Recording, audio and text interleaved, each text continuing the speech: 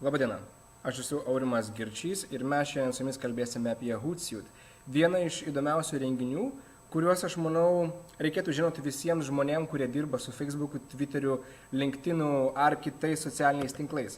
Kas yra Hootsuite ir kaip jisai veikia?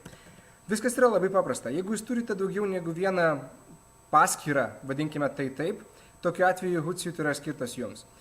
Jūs galite sujungti į cloud-based, sistemą, kuri veikia iš bet kurio kompiuterio ar netgi mobilaus telefono savo Twitterį, jeigu tokį naudojate, Facebooką, LinkedIną, visus kitus socialinius tinklus.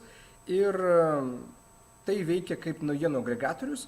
Tu gali atnaujinti informaciją, skaityti tik tai, kas tau yra aktualu. Pavyzdžiui, man aktualu yra informacija, kuri yra apie online marketing arba Google AdWords, taip pat apie konferenciją, kurioje aš buvau prieš tai.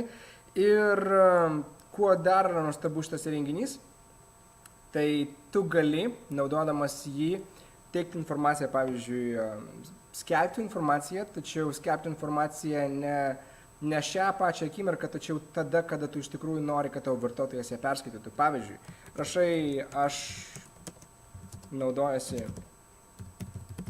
šiuo įrenginiu, taip?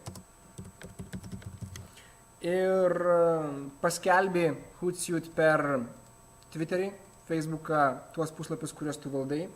Ir iš viso to tu gauni, pagrindinis privalumas šitoje vietoje yra tas, kad tu gali schedulinti arba pateikti tinkamų laikų informaciją savo vartotojui. Tai reiškia, kad jeigu tu nori, kad jisai tas pranešimas būtų paskelbtas kitą antradienį 21 dieną 4 val. Dienos arba tegul tai būna, pavyzdžiui, 8 val. Vakaro, tai taip ir bus.